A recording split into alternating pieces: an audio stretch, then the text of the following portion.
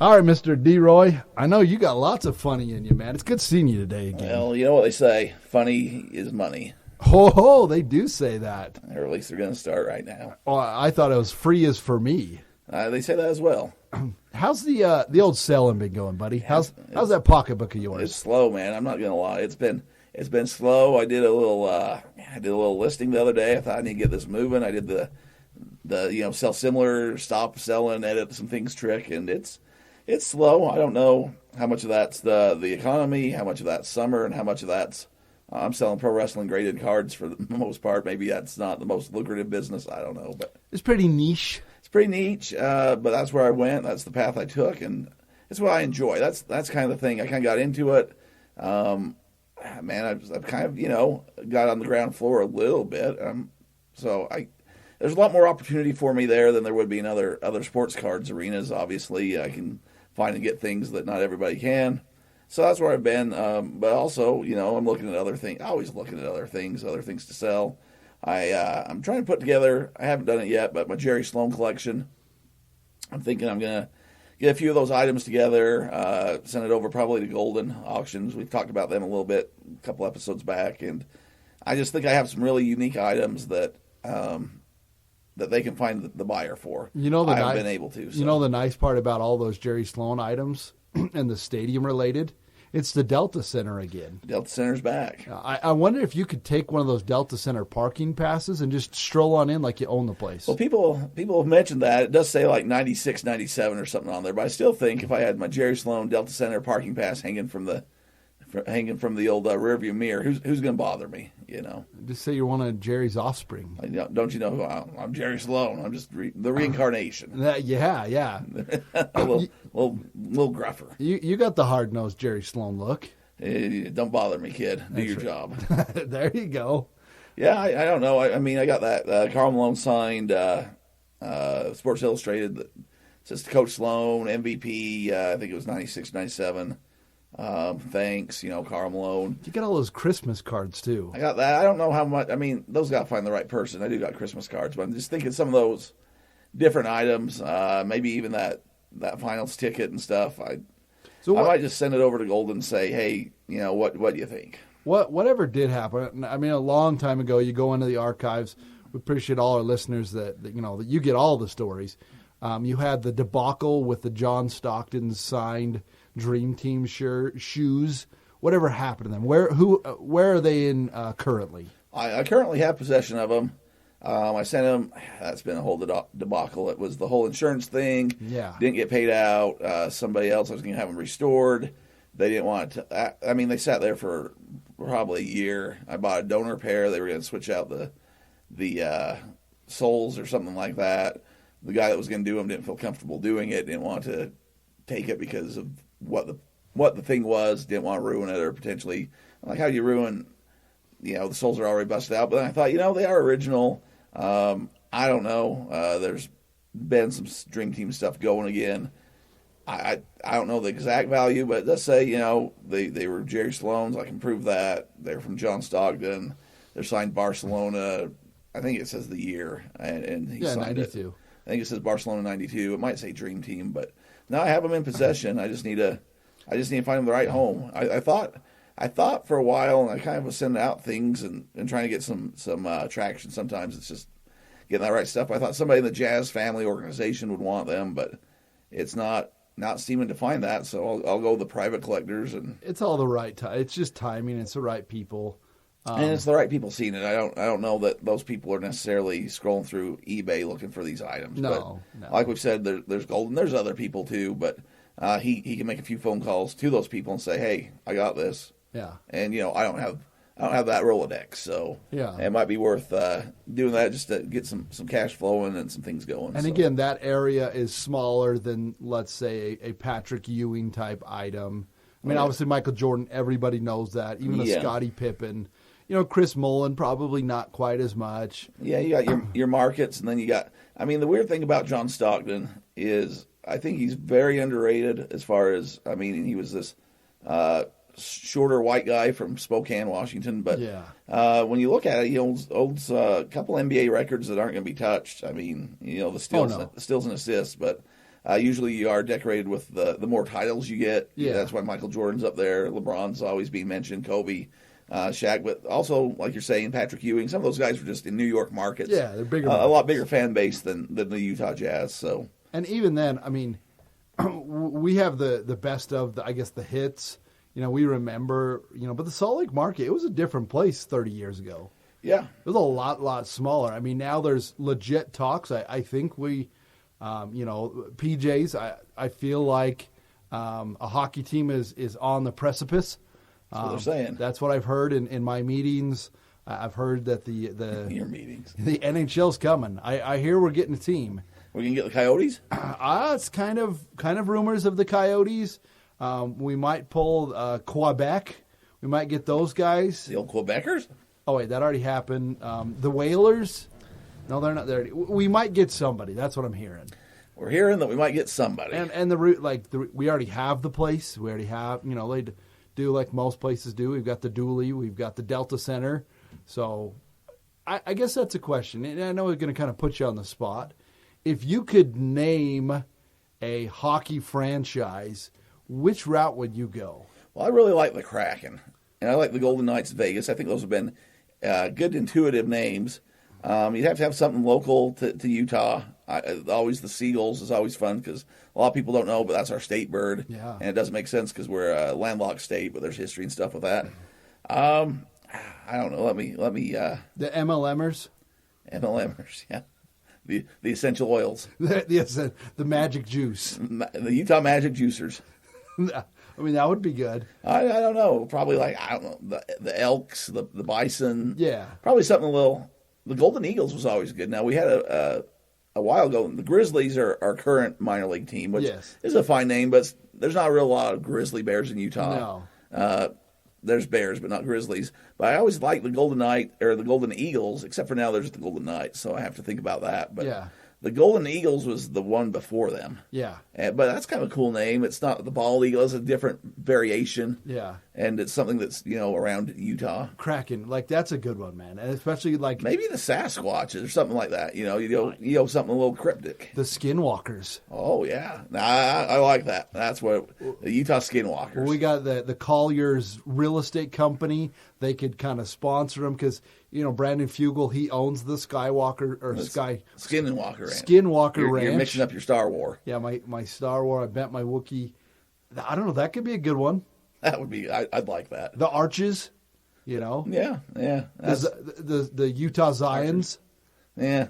But then you're getting more into the hot weather, too, and that's the thing with hockey. It's more of a cold weather. Yeah. There's talk that the Olympics might be coming back. That might be what's funded some of this. There's no talks. It's coming. Well, my boy Mitt's on the case, so we know he'll take care of it. Your boy Mitt. Again, some meetings I've been able to dabble in. It's coming. Like whether it's going to be, I feel like it's going to be 2034. That's kind of the word I'm getting right now. The Utah soft serve eaters or something. We eat a lot of ice cream. Oh, the sippins. The magic drinks, so the dirty coconut, the dirty cokers. Oh yeah, you better get you a sip. There's also quite a good rumor going that we're gonna get an MLB team in the market. You know what? We don't have a specific team set out yet, but the Millers and the Smiths and some of the other big market people, they've already thrown down. They're going to be building a stadium. They've gone with the Field of Dreams. If you build it, he will come. They're going to build the stadium and hope somebody comes. Well, the expansion team and all that. So how do you in Tampa Bay, a beautiful part of Florida, do an indoor dome like a little dome? How does that happen? I don't know. I mean that's just mind-boggling to me. It rains, I guess. Why? But you could put a retractable dome on. I mean, what's another $100 billion? I mean, that's. I think that they're going to end up leaving the Tampa Bay Rays. We're going to be a 3-sport town. Well, it's going to happen. I mean, except I didn't mean to offend you. I know we've got your footy team, your soccers, right? You're a soccer man. I heard you.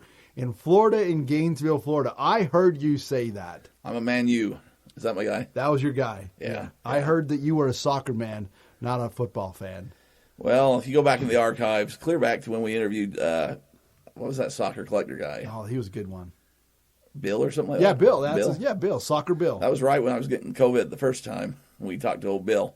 And, man, you seemed a little more into it than I did at the time. And you go back and check the records. Money. I'm into money. That's what I'm into. The Utah dollar bills. Oh, the Utah dollar bills. I don't know, the tents. Door knockers. The door knockers. Oh, that could be a good one.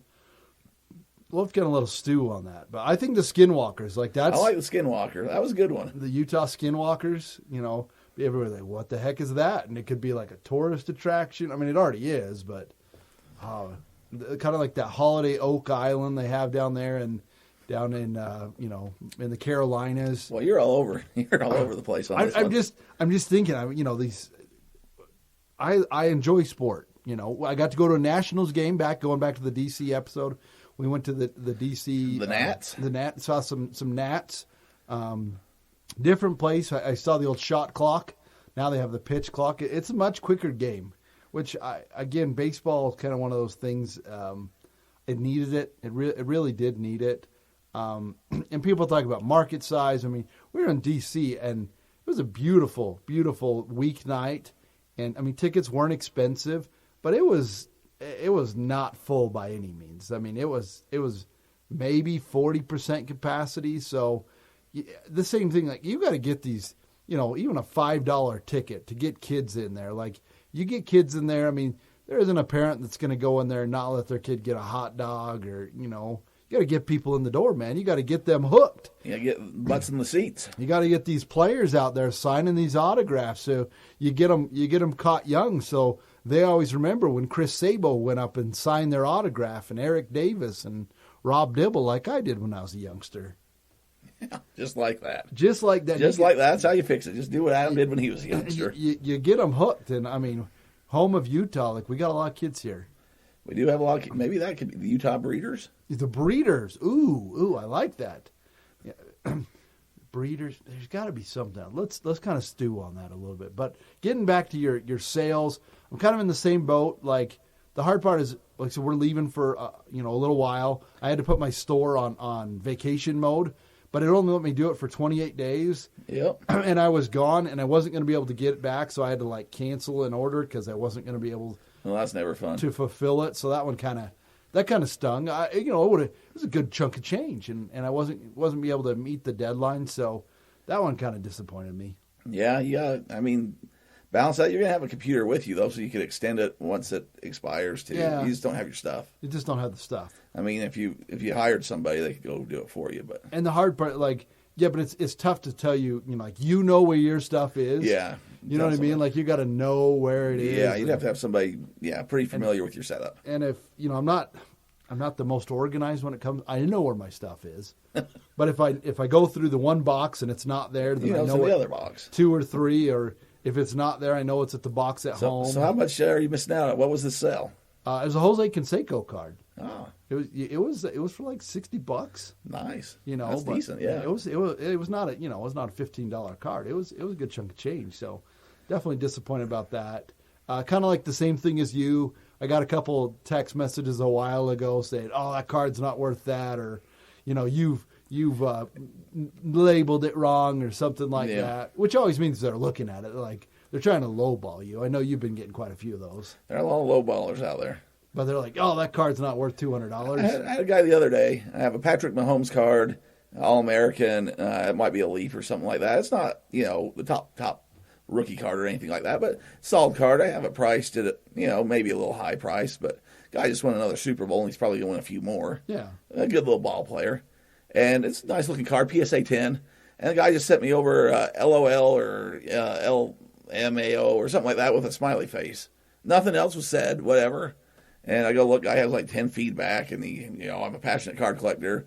So I just sent him a question mark, haven't heard back, but I'm just like, are you just trolling, or is this a way that you're thinking, like, I'm going to get a better offer? Like, oh, yeah, that's way overpriced. Take it for $10. Like, I don't know. People are weird in the collectible world.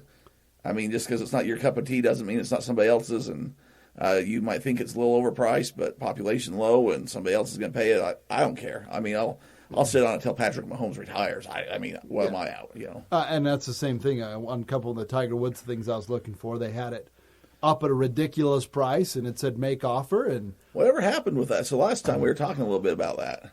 I've got it in hand. And it showed up. It's in the case. I'll show you after we get out of here. So last time we were talking, Adam was talking about how he made this offer, and the guy accepted it, but it hadn't been mailed yet, and he was getting a little nervous the guy wasn't going to mail it, or was going to cancel on him or something like that. Population won the PGA Championship. I think it was a 2002 year. I can't remember exactly which year it was. I've got it in hand. Showed up. So my collection, I've been able to replace two of my my like Saturday type things that say, Tiger Woods leader, not Tiger Woods win. So I've got two of those down. I've got one more to go, and I'll have the full, complete 15-session win. I've got a couple cards I need to send back in now that PSA changed their regulations on how they grade things, or not how they, but the encapsulation process. I've got to take the safety pin out because of a few things. You got a pretty nice collection going, though. Oh, man, I got a great collection. I got a really, really, really good collection. And again, it's one of those things, like you're saying, I want to get it done. I want to get it mapped out. I think that's going to be the way I go. Or maybe what I'll do is I might float it to the guys at Golden and basically say, hey, this is what I have. And they know, your buddy Darren Ravel, he's talking a lot about tickets. I don't know how I feel about it yet because Tiger Woods is still a young guy. You know what I mean? Yeah. I don't know if it's one of those same thing. You hit while it's hot, or if you hold. Like, I know how hard it is to find these cards. Like the card the last one that I found, or tickets. Yeah. It's one. It's a one. Like there are no others. Yeah, that's the thing. You set the bar high and have it be you set the bar, and 10 years from now, somebody else sells your same collection for double or triple, or do you hold out till Tiger retires or something happens, or who knows what? His kid starts playing, he gets popular again. Where do you go? Like that's a choice you got to figure out. That's kind of the same thing as did you hit when Michael Jordan was just completing his career, and now it's worth a whole bunch more. Which funny thing, it's all the luck of the draw. I saw a valuation type thing because they just had the draft lottery, and everybody's wanting this Victor Wembanyama, and the Charlotte Hornets finished number 2. I guess it was like a 5 million. No, fifth. Let me put one more zero on it. $500 million valuation difference of what the value of his squad would have gone if he had the number 1 pick. I mean, those things are always tricky to me. You wish the best for the young man. I'm not trying to say anything bad here, but you think of like Greg Oden, and we've had people like this that were going to be franchise players that Zion, come out and they have all the hype, and then they're young guys, they get injured, they never make it to the squad, or things happen. They get some money and life changes. You gotta. This kid is, he's a good ball player, but he's a skinny little rail. Yes, he looks like he could fall apart at any minute. Now, I think you think about the kid last year, the Chet Ingram kid from Gonzaga who went to Oklahoma City. He's kind of the same hype, and he got injured. And those big guys, once they hurt their feet, it's tough to go back. Your buddy Bill Walton, that kind of happened to him. Yeah, you got to almost be. There's Shaquille O'Neal. Yao Ming had a pretty good career, but he got injured as well. Right. Once your feet or something that go, or I don't know, your backs. You got to be committed. You're 7 foot tall. There's a lot that could go wrong there. But if you're great, you are. You're great. So you got to put a lot of work in. In fact, I just listened to a thing from Charles Barkley, and he was talking exact advice to give to Zions, and he said, "Listen, when I started the NBA, I was fat. I was overweight, and luckily Moses Malone came to me. He says, you got to get in shape, man. If you get into shape, it's going to change your life because it'll extend your career. And that first contract, it's a lot of money, not comparison with your second, and if you can get to a third contract. So that's what he basically said to Zion Williamson is like, man, you got to change. You got to do something different. You got to get into shape, which is a big commitment. But if it's money, it's money. You know what I mean? Yeah, it's all depends where you're at, and we're talking a lot of sports this time, franchises and that kind of thing. You're going on a extended leave. Yes. Are you looking to source? Are you looking to do anything on this? We're looking to do everything, man. We're going to find a lot of stuff. We're going to have a lot of fun. I'm excited to come back and report on some of our findings. I think what I'm gonna do is kind of that. We've got a car, so we'll be able to get other things. When you're on the subway, you don't want to carry stuff. But yeah, we're gonna get a car. I think we might have to send some stuff home. So if we can do that, I've got on our boxes showing up here. We've got our Google Maps, and on there you can do like save places that you want to go to. So I've already been doing that. There's a couple card shops. One of them came from Golden from the show. There's a place in New York we're gonna go visit. So I'm really excited. Yeah, I think it'll be fun. I think it'll be a good experience for you and your family. I just was wondering if you're gonna hit the old Diamond District and look for samples or what you're doing. So those guys, there's no joke. They have those briefcases handcuffed to their wrist. I've seen it in person. We'll see if I can see another one of those. Do you ever watch Uncut Gems? No. Maybe you should watch that before you go. That's your boy Adam Sandler in it, right? It is. I think it's on Netflix. I know it was. Yeah. You and the wife. It's not for the kids. Yeah. We'll see if we can throw that on the radar too. So I know you like those kind of movies. I love those kind of movies. So that being said, my friend D. Roy, there are two things in life that are certain. And that'd be death piles and taxes. We're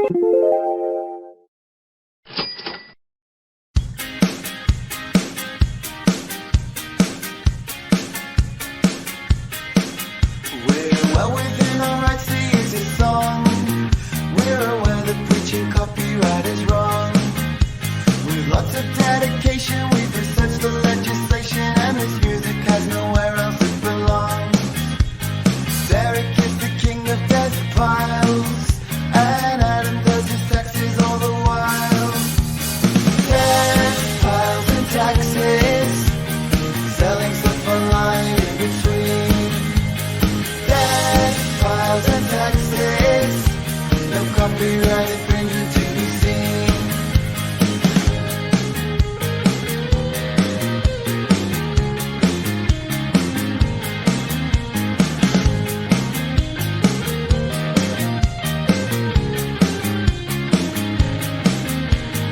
Derek is the king of Deathpiles, and Adam does his taxes all the while. Deathpiles and taxes, selling stuff online in between. Deathpiles and taxes, no copyright